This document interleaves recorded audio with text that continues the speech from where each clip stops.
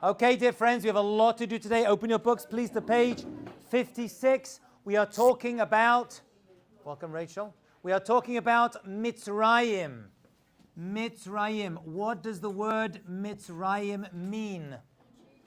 So we translate it as Egypt, but Egypt is purely a geographical location which has no intrinsic link to what Mitzrayim was. Mitzrayim was a place, and it still is a place, but what it really is a state of being. And we're going to see that inside the word itself.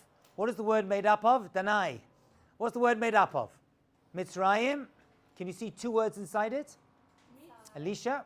What? Well, mitz is there, that's true. But add Meitzar and Yudmem. What's Meitzar? What's Meitzar? Min ha-Meitzar. Right. It's the depths. It's to be trapped. To be trapped. Shh. Settle down, Kinderlach. To be trapped. Mitzar is trapped. Meitzar. Min ha-Meitzar. From the depths, from the trapped depths, I called out to Hashem. Min ha-Meitzar karatiya. Banani. The word fortress in Hebrew, and I think it comes from maybe trap. Okay. It's sodah, that's a dalid. This is a resh. And yam? The sea. Okay, so the yam is the sea, but it's also made up of two letters. Shh. Guys. Let's focus. Yud, mem. Yud is 10, mem is 40. That adds up to 50. When you see the number 50, it should signal something in your Jewish Torah brains. Wow. Very good. 50 amot. I never thought about that. More, very good.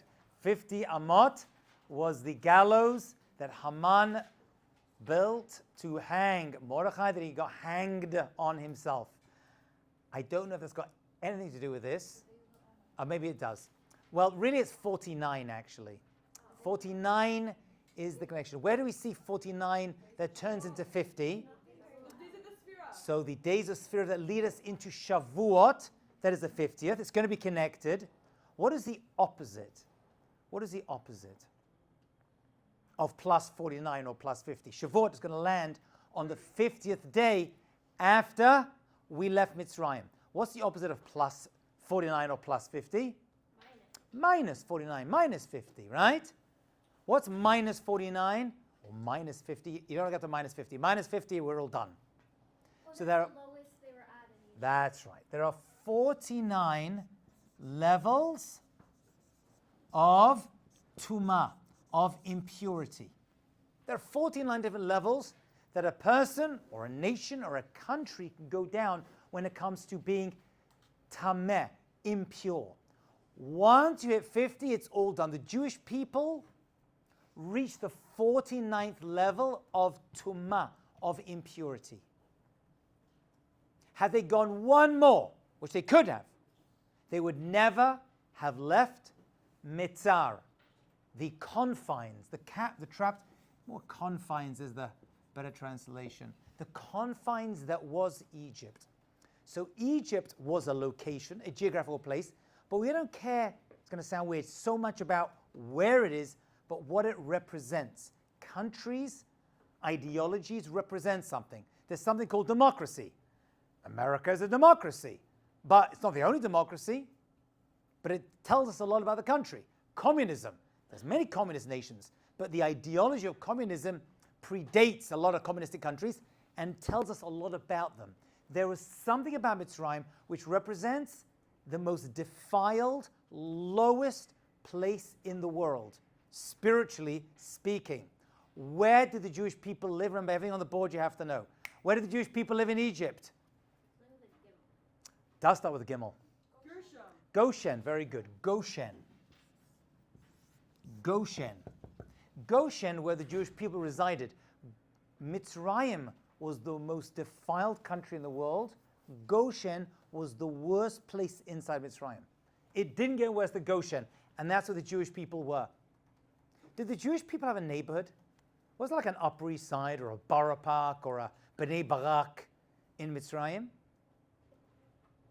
Was there a special Jewish quarters? A ghetto? What language is ghetto, by the way? No. Like German or something. Who said that? Very good. Italian. How do you know that? It was originally ghetto, actually. Yeah.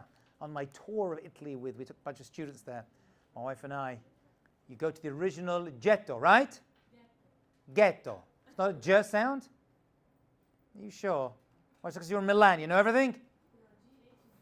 Is it? Okay, I'll give it to you then. My tour guide said it was ghetto, but fine. One second. How do you say the ice cream? Why is that a J, not a G?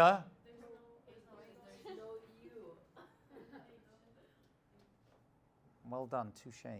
Okay, so the Jewish people lived there. There was no special Jewish neighborhood. How do we know that? Can someone prove to me from the story that there was no Jewish...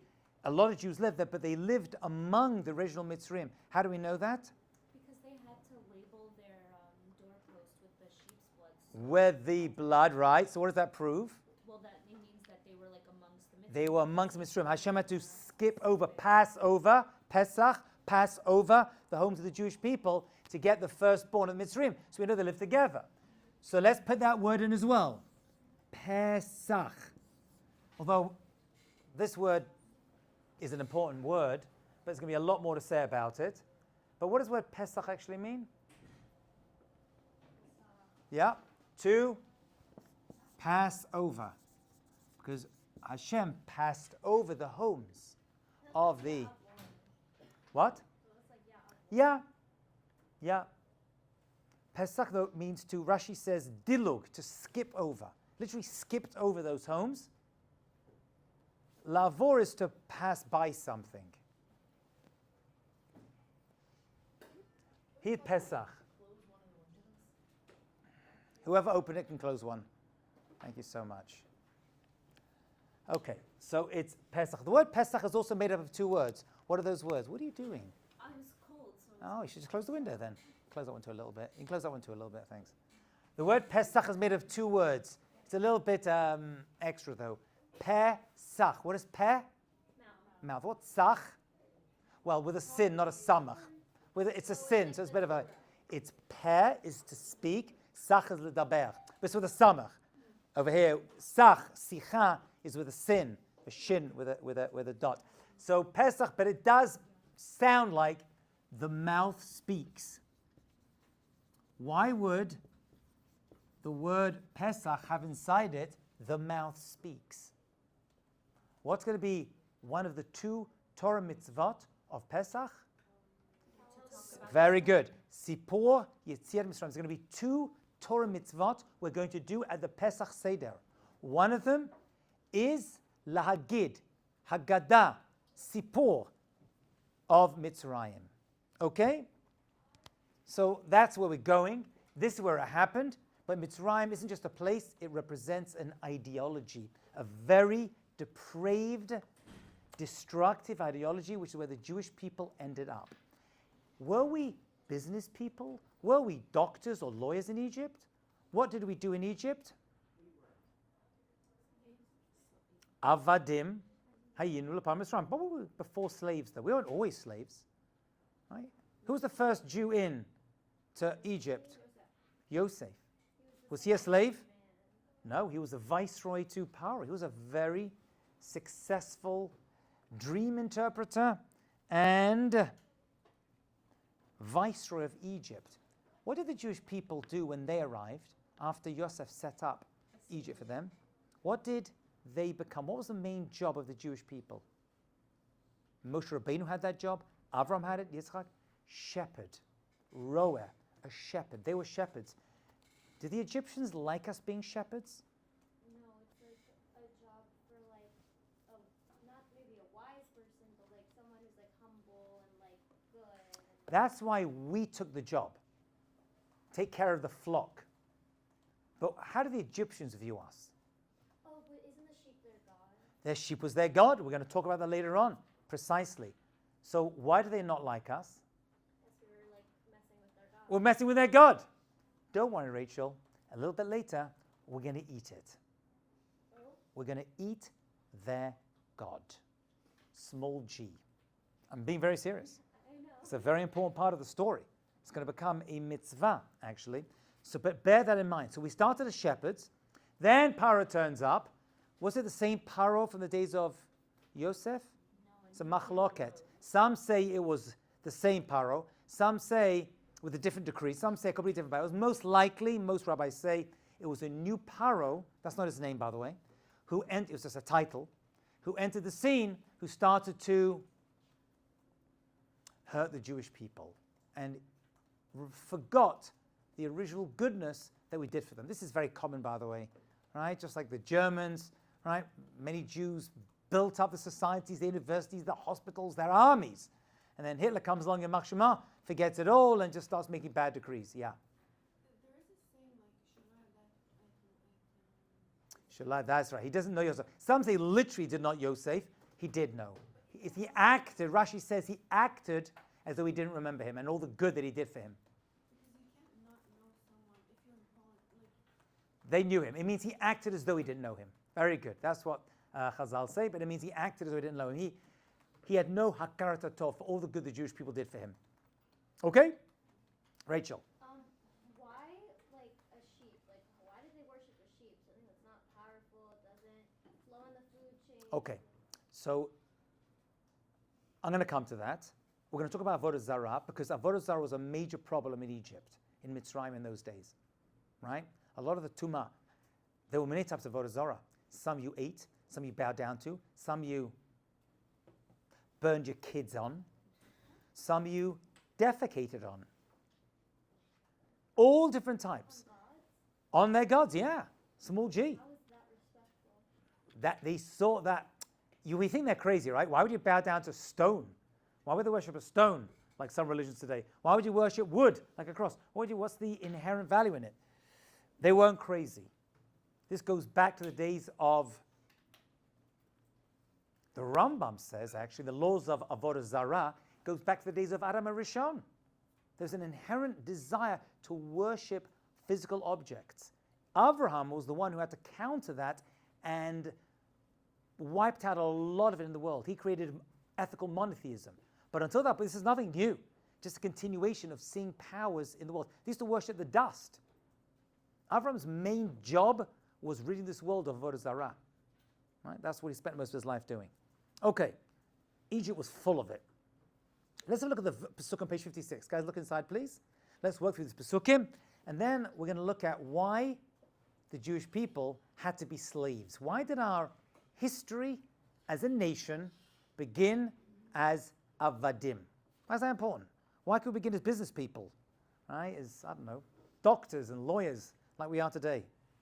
Okay, let's have a look at the Pasukim first of all. We know that on the 15th day of Chag Masot Lashem, this is the first month. What is the first month? Nisan, very good. Was it always the first month? No, it was not. The first month used to be Tishrei. That's the month the world was created. Well, actually, the world was created in Elul. Mankind was created. Nisan is an exclusively Jewish new month. This is one of the 4 new years. We start counting the months. When you see the words, Chodesh Harishon, first month, it means Nisan. All this action is going to, the main action, and the redemption is going to take place in Nisan. So we're on the 15th day of this month, and we're on page 56. Shivat Yamim Matzot Chilu. For 7 days, you're going to eat matzot.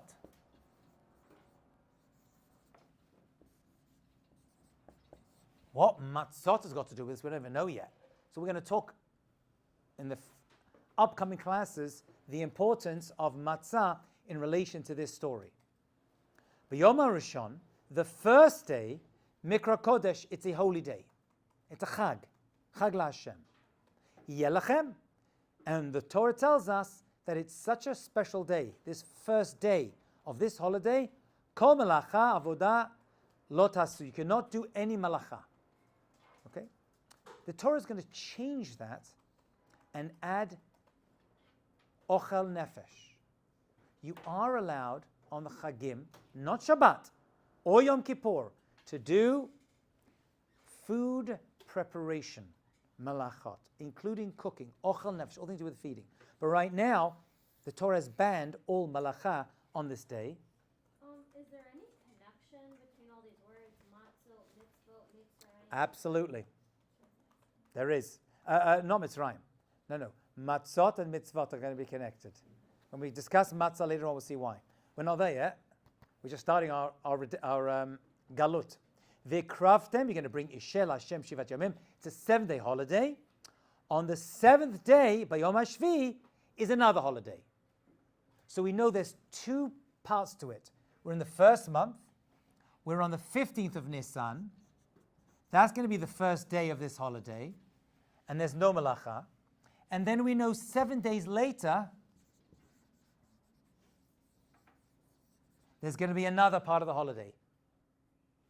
What happens 7 days later? Shabbat. No. 15th Nisan doesn't always fall on Shabbat. What happens 7 days after leaving Egypt? Part 2. Oh, they get to the sea. The split sea. The sea split, Bokeyam. Torah doesn't tell us that right now, but it's going to be. That's going to be the end of the holiday. It also celebrates the splitting of the sea that we're going to talk about as well, because it's a major part of the redemption. Okay? The second day's after Chol Hamoed. That is correct. 7-day holiday, but Mikra Kodesh is day 1 and day 7. What's Mikra Kodesh? Called a holy day, meaning no malacha should be done on those days. Okay? Yeah. If it says that on the 15th of Nisan, that's the first day and we don't do any malacha, and how come we have 2 seders and 2 Yom Okay. Kippur? So the Torah always, great question, the Torah, Sarah, always speaks as though we are in the land of Israel. And in the land of Israel, there is no Safek Yom. We don't have a doubt what the days are. It's day 1 and day 7 completes it. We, in Galut, in exile, for various reasons, I'm not going to do it right now, we have what's called a Safek Yom. We have to do a double day. A double day. But that is never the way the Torah talks about it. That is purely rabbinic. The real mitzvah is how we celebrate it in Eretz Israel today. Day 1, it's a 1-day holiday. 1 Pesach Seder. And day 7, and that's it. That is it. Are we good? Fabuloso. Let's talk about Avdut, because that's going to be the main thing.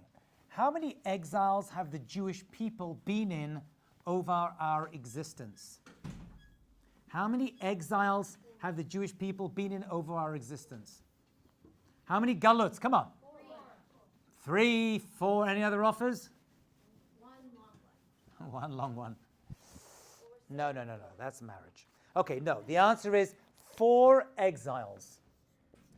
4 exiles. This is important. We're going to refer to these later. What we call in Hebrew, Daled Galuyot. The Daled Galuyot. Okay?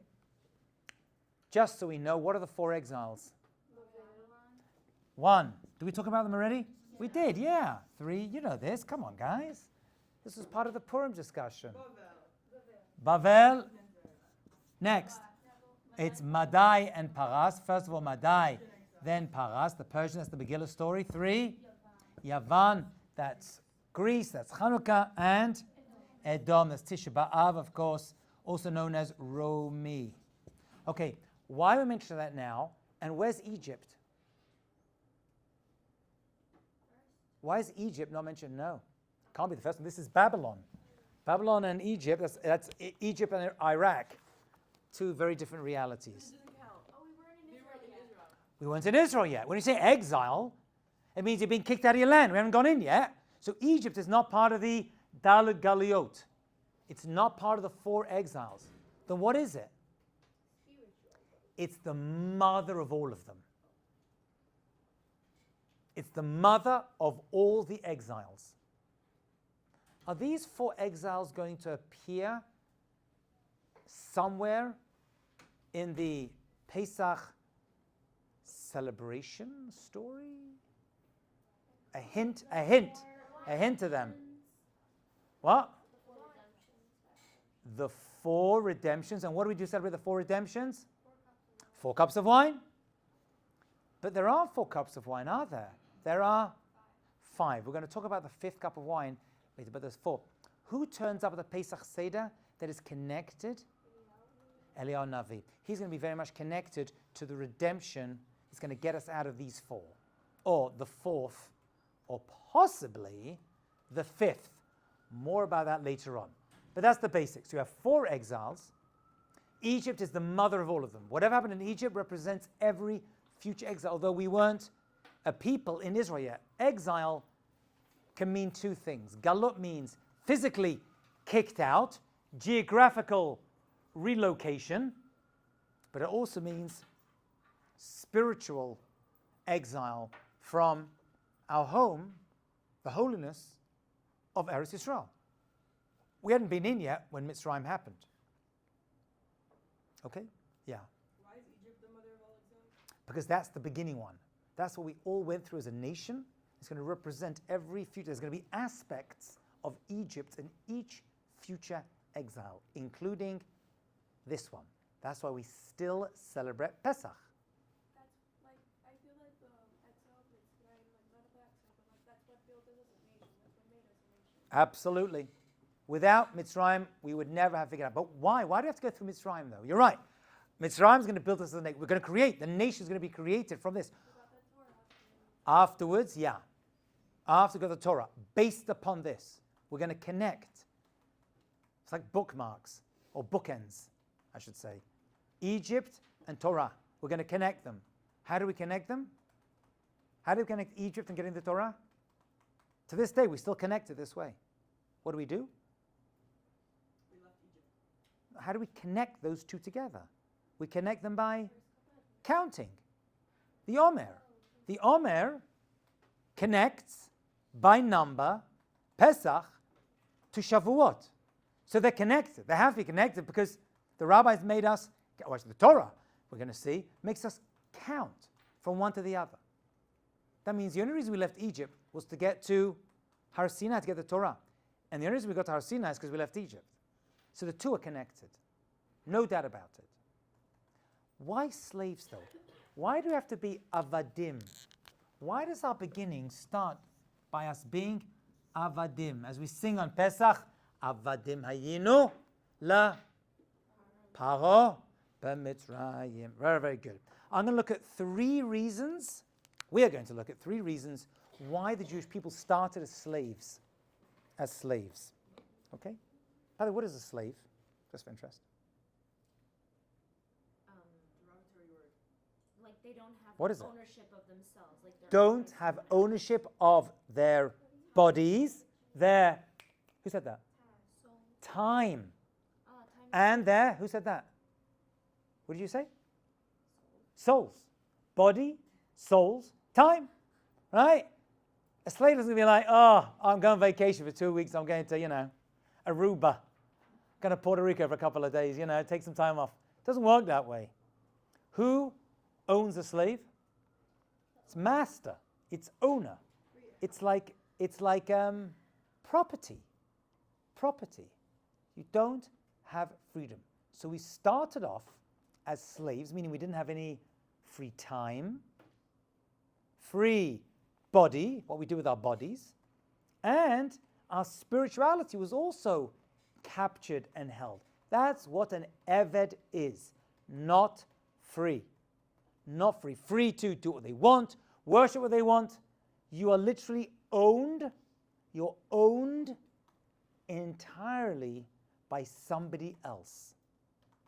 That is the worst position to be in.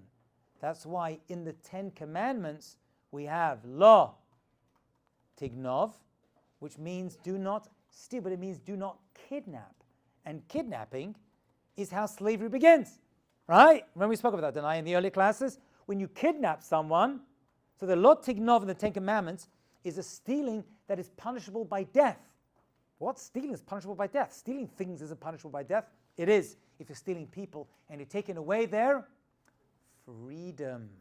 Their freedom. What is the word for? We know what eved. What's the opposite of an eved? What's freedom? Okay, chofish is good of the modern Hebrew, but there's actually a very specific word. It's cherut.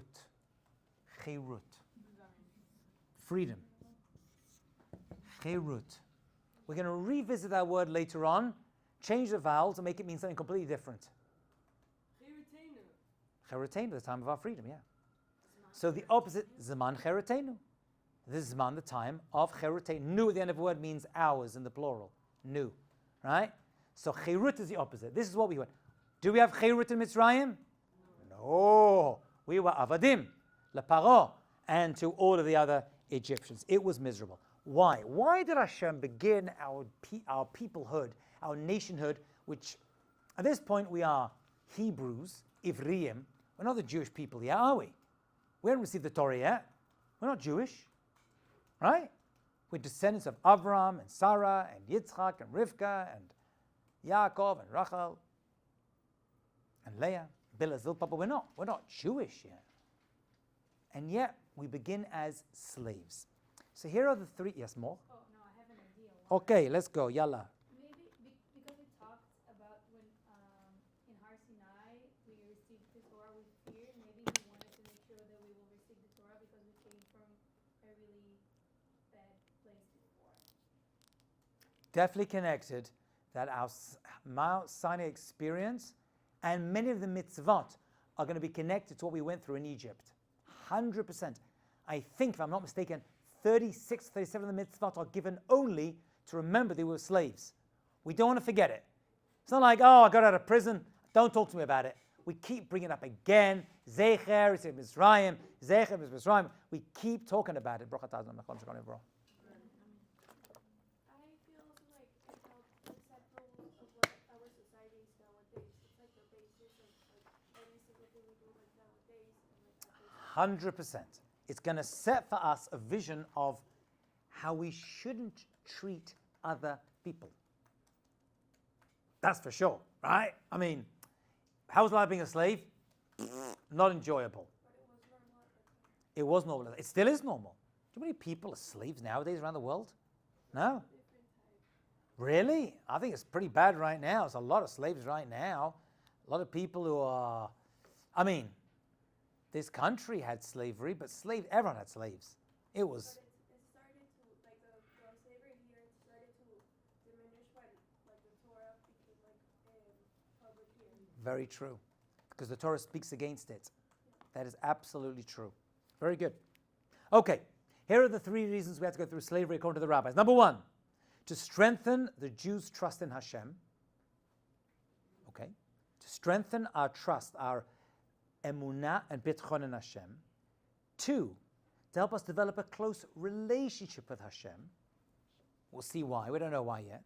And number three, and this is fascinating, to show the Jewish people the consequences of overly pursuing money and materialism.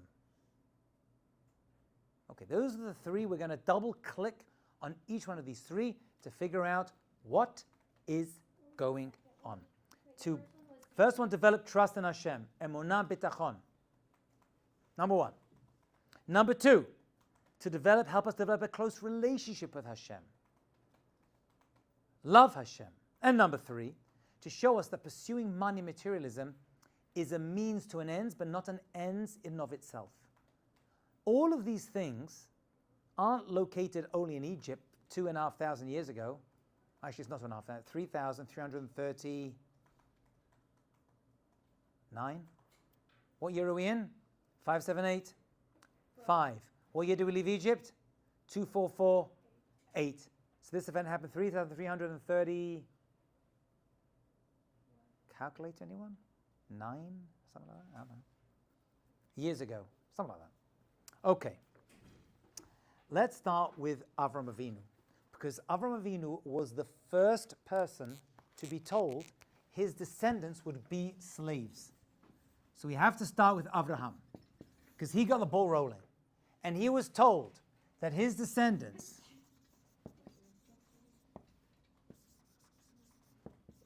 that his children would be slaves. He was told that. He was told that. Was he told who was going to enslave us? Why not? Another nation. Why that? Why did you just say a nation's going to enslave you? And he tried to avoid it many times throughout history. It happened to be that. That's interesting. It is going to be happening many times. But maybe we could have fulfilled it not in Egypt. Okay. Definitely, it didn't have to be the Egyptians that took us and make it so bad. Yeah? I think because then he would try to avoid it and he'd like send warnings to like Joseph and then things wouldn't have fell out properly. Okay. Had they said it's going to be Egypt, we're like, stay away from Egypt. Right. Mental note, whatever you do, don't fly Egypt Air. It's like the Whatever you time do. traveler issue kind of like where you would just try to fix things and then things wouldn't happen as they should. I can't disagree, Mira. I cannot disagree. There'll be an issue of us possibly avoiding the problem altogether. Or, what's another possible answer? It wasn't decided. They volunteered. Otherwise, why are we punishing them? Oh, I heard. Why are the Egyptians being punished if Hashem made them the slave holders? It's not fair. What do they do? So the answer is, it was left open. Theirs it were volunteered and took control and said, we're going to do it. They selected themselves. One opinion. Another opinion is, no, Hashem knew it was going to be Egypt, obviously, but they made it really bad. Right? I could tell you you're in charge of that person, but it's up to you how bad you treat them. So they got punished because, although they were pre-selected, they went overboard with their cruelty and depravity. Good name for a show, that. They were extra cruel. They didn't have to be that cruel to the Jewish people. No, the Mitzrayim towards the Jewish people. They were punished. What does that show? That they had free will and they were extremely cruel towards us. They didn't have to be. They were just told, enslave the Jewish people. But they went overboard. They enjoyed it a bit too much. So Avram was told his descendants would go to Egypt. Let's have a look why. Look at page 57 at the top. Vayomer alav ani Hashem. Know that I'm Hashem. Asher hotzoticha Ur Kasdim. I took you out of Ur Kasdim. What is Ur Kasdim? Oh, forget about the translation. Where is it? Israel. Outside of Israel? Somewhere. It's where he Canaan. was born. No, Canaan is Israel. Ur Kasdim was Avram Avinu was born. Ur Kasdim. What? Is it Iraq? Modern day Iraq, most likely, yeah. That's how most people today have a look at it. How did he get to Israel if he wasn't born there? Very good. He was told to Oh, leave. Lech Lecha. Oh, yes. He went to Haran, and then he went to Canaan, the future site of Eretz Yisrael.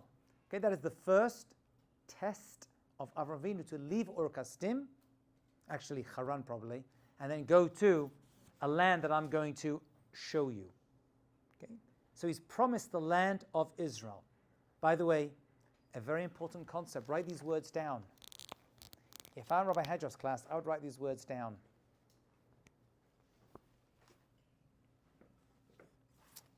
Let's make a little bit of space. A very famous idea that is going to come up again and again and again when we study about the Avot and Ima'ot. Maseh Avot. Anyone know how it finishes? Got to know this. Siman lebanim. What happened to our forefathers is a siman, a sign or a portent, meaning it's more than just a sign. It's a microcosm of what's going to happen to their descendants. A very famous statement of the rabbis. Mas avos siman banim. What our forefathers went through is a sign of what's going to happen to the Jewish people throughout history. So, for example, Avram Avinu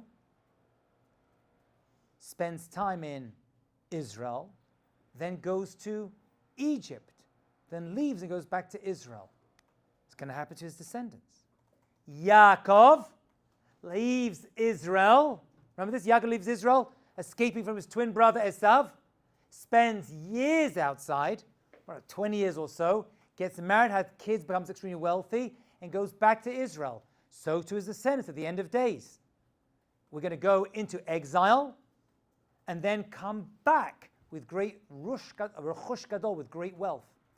Everything the Avot went through is a microcosm of what their descendants are going to go through. That's the idea. Okay? So Avram is being told, you're going to go to Israel. His descendants are being told, one day will be told, you're going to go to Israel. Right? When? Days of Yehoshua. Days of Yehoshua. Hasn't happened yet. That's in the future. So Abraham was also in Egypt? Yes, he was. So He came to Israel. As soon as he turned up, there's a famine. He has to leave. Imagine that. He's being told by God, go to Israel. He turns up. He's got to leave.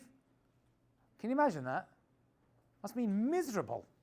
Miserable it must have been. He didn't complain. Okay. However, and this is going to sound weird, there was something lacking with Avram Avinu. Look at this very famous Gemara on the Pesukim.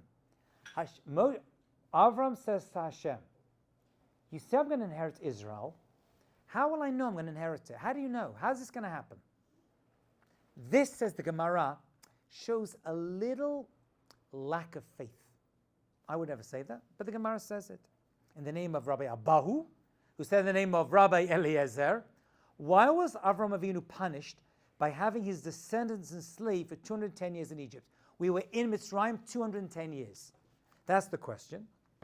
And Shmuel answers in the Gemara, because Avram doubted Hashem's ability, credibility in fulfilling this promise. He had a little bit of lack of emunah. Very strange. Abraham was full of faith in Hashem. It's all he ever did, all he ever spoke about, all he ever taught and preached. And yet, he had trouble understanding this, that the land of Israel would eventually become the Jewish peoples. The rabbis say, because of this, his descendants had to descend into Galut and only then inherit the land itself, to fix something that Avraham Avinu was not fully aware of. Rachel, had your hand up first? Sure. No, sorry, Rachel Tavazo and then Rachel Amine. Rachel Amine, yeah. So like when like people are like talking with God, like I know like I learned like with Moshe that he was like also like maybe a little bit defiant because he like didn't really want to like be the leader. He was What if defiant, it's yeah. not really like what did you just call it? Not disrespect. What did you call it? Defiance? Sure, defiance. What if it's more like imposter syndrome? What does that mean? Like, what if it's more like they just feel like an imposter? Like, why me? Like, That was Moshe Rabbeinu. This is not that. Moshe Rabbeinu was like, it's not me, it should be Aaron, my brother. And that was a 7-day argument he had. What? That was not lack of belief. Okay. This is, it can't be. Why would it be? Why would this happen? There's just a little gap. It's hard to say it, but this is what our tradition teaches us. In Avraham Avinu, that his descendants had to go through Mitzrayim to get to Har Sinai. They couldn't start, had to go through slavery. That's what he says. This is what the Maharal says. Look, I'll show you inside. Hashem Yitbarach, God himself, Hevi et Zera Avraham Bagalot, had to bring the descendants of Avram into exile. That's what happened to us, right? Mipnei, because Shelo Haya Avraham mitchazek kol kach be'emunah. He wasn't fully grabbing the emunah. Emunah takes time. Faith takes time, effort. He didn't have it completely. Lekach, therefore, Hevi Hashem Yitbarach, God brought Zaro, his descendants, begalut, into Egypt, into exile, Kedei, in order, Shiekanu be'emunah, they should acquire emunah. And that's interesting, right? Before we get to Har Sinai, we get downloaded emunah. What aspect of the Egypt experience would give us emunah? What aspect of it would give us emunah? Very good. It says two things. You could say the slavery itself, right? When you cry out to Hashem, when you're a captive, when you're kidnapped, when Hamas has you in tunnels, suddenly elements of emunah we never thought were there, those resources come out. But also, it's going to be the miracles. when we went through the miracles that got us out, the open miracles that got us out, we're going to talk about miracles a lot this semester because it's a major part of Pesach. Those miracles, Esamakot, Kriyam, so all those things help build our emunah, our faith in Hashem. So it's a double aspect, yeah? You feel close to Hashem when you're suffering, but I'd rather feel close to Hashem when I see great miracles happening for me. Right? Rachel? Good? Okay. That's what he says. V'yedu koch ma'asav, he sees the great power of action, of Hashem's actions, who are said that he does la'ohavot to those he loves. Ugvuratav, and his strength, asher oseh lo'evov, and what he shows his gevura to our enemies. Kumo shasal Mitzrayim, when they saw the great plagues. The Maharal actually is going with a latter opinion, like more, to say it was actually the miracles that helped build our emunah. Okay? That's really what it was. Okay.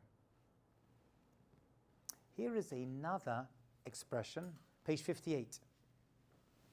Have we got the Maslas Avat Sim Labanim? You're going to need that. It's going to come up again. There's another aspect to the Mitzrayim experience. It's actually connected. Mitzrayim is called something else in the Torah. I don't know what else it is called.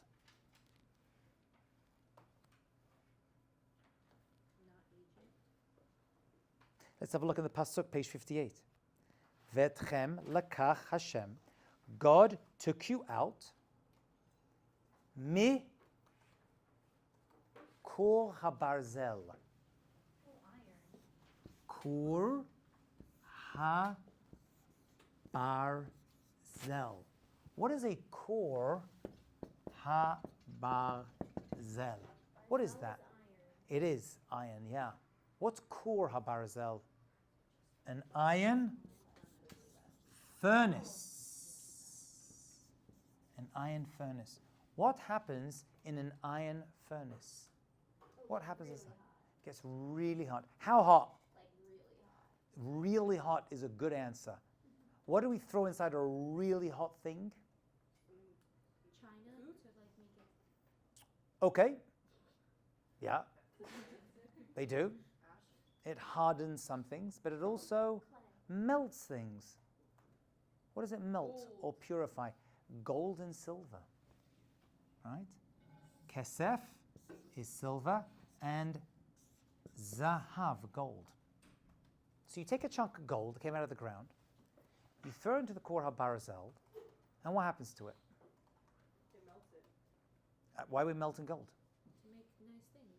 Okay, but there's something else we do with it. To like purify it. Like to How do you get rid of, purify like, it? the To dust and remove the impurities. Pure gold out of the ground has impurities. You will boil it up, all the dross, all the schmutz floats to the top, you scoop it off, and you have a nice, pure gold. Why was Egypt called the Kor HaBarzel? Egypt, the Torah just says, Kor HaBarzel Mitzrayim. Because this is where we were like getting purified from our mistakes, like of like the assimilation that we did. So now like it being enslaved like made us like learn and be better. And then once we were able Who is to it get purifying? the Torah. Who is it purifying? What does that mean? What I just said. You're right. It helped us, but that's the emunah aspect. What's it getting rid of? Remember, it gets rid of something. We have the emunah, the plagues, but it's removing. What's it removing? Okay. Avodah zarah. Belief in God, like it's like a Well, that you build belief in Hashem, right. So it's removing like. but who did it remove any people? Yeah, some of the people didn't make it. Which people didn't make it? 4/5 of them. How do you know The that? ones that chose to stay. How do you know that? It's a pasuk in the Torah. Look at the next pasuk. Well, actually, let's look at Rashi first of all on this pasuk before we jump ahead. Mikor, hu kli, a kor barzel is a vessel, shemezakakim bo et zahav, that purifies gold. So now we know what a kor barzel is. Rashi has told us that's why Egypt is called a kor barzel, like something purifies gold. Who was the gold in this analogy? The Hebrews. The Hebrews. Very good. Mikora Barzel. Wait, I don't get the analogy. Let's build up. You get the analogy. You don't get the. You get the nimshal. You get the mashal. What's the nimshal? What do you learn out from it? Mikora Barzel. Kor hu kli shemezakim bot hazahav. Ki zaya tachlit amiti. This was the actual reason we were in Egypt. Hamakaven, in order, Memeniut barach l'sha'abdam Mitzrayim, that we became, litzarfam, to purify them, kazav, like gold. We are the gold, and we need to be purified. And Meir is right, get rid of the zayafat of Avodah Zarah, get rid of all the shmutz that we picked up in Mitzrayim, but also, shi'it paradu hasigim, to get rid of the dross. V'yisha zav tahor levas, you're left with pure gold only. Right? Chalat haposhim metu b'yemei choshech. Because there were people who were attached to us who were not good. They had to be separated from us. Which people? Yeah, you're going to have to say that. That's exactly it. Most of them just didn't get out. They weren't interested in leaving. That is based upon a pasuk, Reshut Tavazo. You're looking inside. Then do. Chamushim alu bnei Yisrael Mitzrayim. Chamushim ya'alu. What's chamushim? The Torah says chamushim. So chamushim, Rashi gives a couple of answers. One of them is they left armed. The Jewish men, not the women, left with klei zayin, with armaments, with weapons. Right? But then Rashi gives another answer which fits into the Kor HaBarzel section. Chamushim echad michamisha yetzu. Only 20% left. Only 20%. A fifth. Chamushim, says Rashi, when the Torah says Chamushim Ya'alu, this is Rashi's second interpretation, which means he wasn't so happy with the first one, only a fifth left. What happened to the other 4/5? What happened to them? What happened to them? Where are they? Okay, where are they today? They're Arab, they're not Jews. Yeah. They didn't get to Har Sinai, they're not Jewish. This is the Kor HaBarzel effect. It separates those who assimilate and don't want to come part of the Jewish people, and those who had built up their emunah and decided that they wanted to go. Chamushim Ya'alu, it's based upon that. That's where you get the 4/5 stay behind, and only 1/5 left. That's a famous Rashi. Or when did they die? Oh, in the water, I guess. Afela. One of the 10 plagues was darkness, choshech. A lot died during that plague. That particular plague was chosen for a reason, but there are other rabbis who say, yeah, many did, but many just didn't leave. They just stayed behind. They didn't want to go. By the way, why not? You're a slave. Why would you not want to leave? What? They were like comfortable, like in the. Comfortable in Egypt. But we were slaves in Egypt. How could that be? How could we be comfortable as a slave? They had a place to stay. Everything provided for them. You get your house, you get your 3 square meals, you go what you're doing. I'm miserable, but I'm happy. And also the unknown is scary, so they didn't know what would happen. Exactly, and the alternative was going into a desert. Nobody left Egypt. Nobody. Once you're in, Meitzer Yam, you're trapped, like trapped by an ocean. You couldn't get out. You'd be crazy. It's like having a great job in America and then leaving to go and say, I'm going to go live in Kabul in a cave. It's just completely antithetical. It makes no sense. It's got to be purely based on emunah. It's a big step. The Jewish people are greatly praised, those who left, for leaving. That's our descendants, our ancestors, by the way. Our ancestors left, right? Otherwise, you wouldn't be Jewish today, would you? All right, yeah. So the children in this time period, did they have like a choice, or they just had to follow what their parents That's a did, good or question. were they punished based off of their parents? That's a very, very good question. The children left with their families, but we assume the fact they left means they wanted to be part of it. So let's say there were people who decided to stay, they would keep their children. Yeah, with them, yeah. And then Parents' actions influence the kids. No doubt about it to this day. No doubt about it. Okay? So that's Rashi on the Pasuk, and that is Rashi on the Pasuk of the 4/5 died in Egypt at that time. Okay? So those who got out really were strong in faith. So our beginning, so all of this Egypt thing is now purifying and getting rid of the dross, the schmutz, and what's left is gold. Right? That's the analogy. Right? Are we getting the analogy now? We're getting the gold and the dross. That is the mashal, that is the nimshal.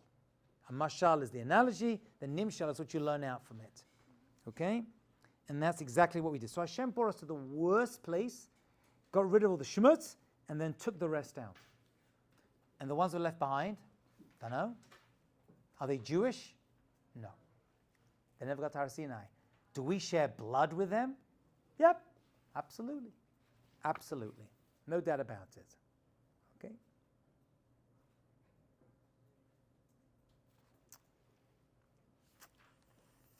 Do one last piece, and then we're going to go to the next class. I'll do the next piece. We're going to see that one of the best ways to come close to Hashem, the highest level, is to be taken to the lowest level. Oh, by the way, I missed one piece. We're going to do it again, though. So those 49 levels of impurity we went to in Egypt, how do we get out? 49 days to get to Har Sinai. Each day came to battle those 49 levels. That's why we didn't receive the Torah in Egypt, because it was disgusting. Right after Egypt, because we weren't ready. We had to go through 49, there's 49 days between leaving Egypt and Matan Torah Shavuot. 49 days. Shavuot, though, is on the 50th, that we'll see why it has to come one day after. You're going to need 7 weeks. 7 weeks of 49, and then on the 50th, that's when we receive the Torah. We didn't receive the Torah on the 49th. We received it on the 50th. But we don't count the 50th. Right? But that's okay, because we went down 49, and we count 49. And then on the 50th, we have Shavuot. So we follow the same thing every single year. Are you seeing the correlation over here? Yes? I think, I'm not sure that we say that we received, well, it says that we received the Torah between the 6th and the 7th of Sivan. Yeah. Why 2 days? Okay. It was one day. We received the Torah on one day. We're going to see there's a suffix in the day. Actually, it's going to be a lot more. We're not even told the event time in the Torah. You just count 50 days. We're not even told the date of Shavuot in the Torah. Is the 49th day and the 7th? So you count 49 days, complete 7 weeks we count, we're going to see. And on the 50th, that's the night after, that's when the 50th begins, that becomes Matan Torah Shavuot. Shavuot's a very strange holiday. We're going to talk about it this semester. Very strange. Very, very unusual. We don't know when, we don't know where. The whole thing is shrouded, hasn't got a name, hasn't got a mitzvah. The whole thing is shrouded in mystery for a very, very specific reason. The Torah doesn't even describe what date we're given the Torah on. It describes the event, right? In Shemot Chaf, Exodus chapter 20. It doesn't connect the date that it happened on with the event. Very unusual. Okay, when we get there, we'll get there. First of all, let's get out of Mitzrayim. Okay, says, top page 59, Ach kol galut hayta levarer, the entire galut and all future galuts, right? We said, Masov Esem Labanim. The galut we're in right now is Egypt connected. It's separating out. There's a purifying aspect to every galut, right? Yeah, otherwise what's the point?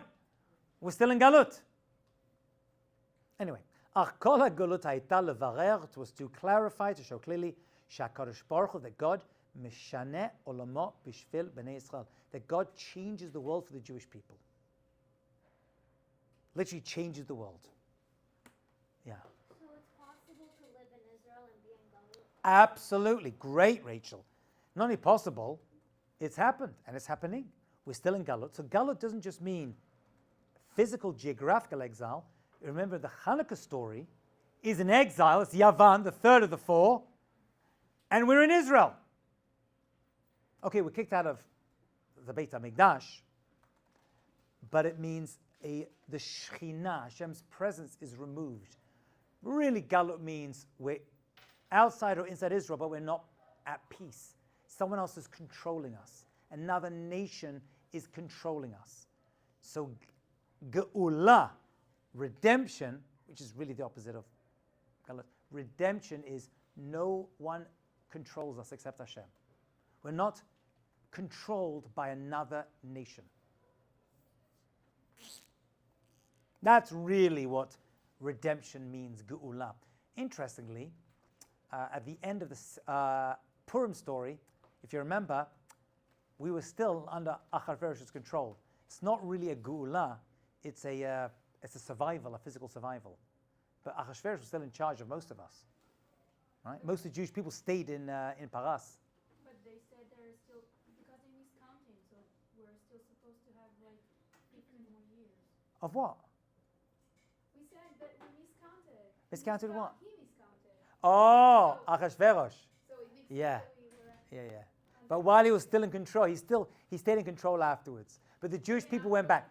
No, so they could go back, but most didn't. Only 31, 32% went back after the Purim story with Ezra Sofer to build the second temple. Most stayed in Galut because Achashverosh was still in control. We were still mostly controlled by outside forces. Yeah, it wasn't a full Geula. It was a partial. This one's a full Geula. Everyone got out. I mean, You just said that most of the Jews stayed, right? in Paras, most of the Jews stayed. I'm talking about Mitzrayim. Here, no. We say, no, because they weren't Jewish. This is considered a full Geula. The ones that had to leave left, and they got to Mitzrayim. That's the future of the entire Jewish people. Okay. That's a full Geula. But you're right. But the Jewish people didn't stay because we weren't Jewish yet.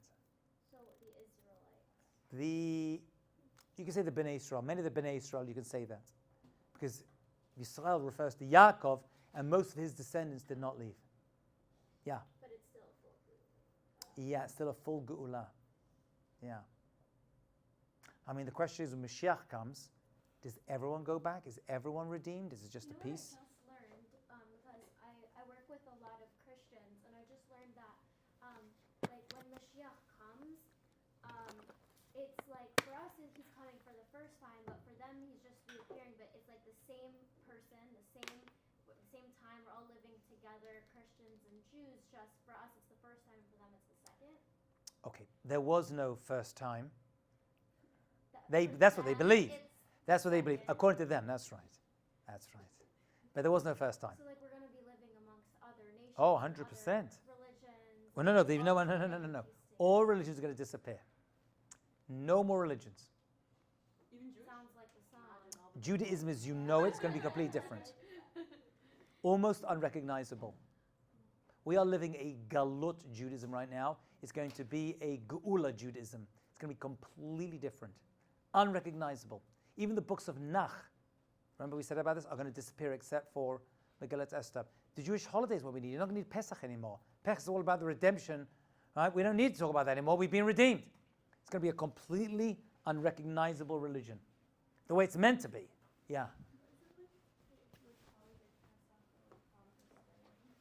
We said, no, all gone. Only Megillat Esther, a little bit of Purim, and Yom Kippur, but it's going to be very different. It's not what you see today. But all religions are gone. And who decides that? Like rabbis? We'll see. The Mashiach's going to be the one who decides that. It's just spoken about by the prophets about what it's going to be like. But Mashiach is going to be able to want to finalize that deal.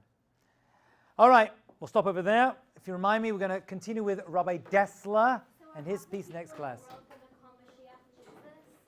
No, Just a name. absolutely.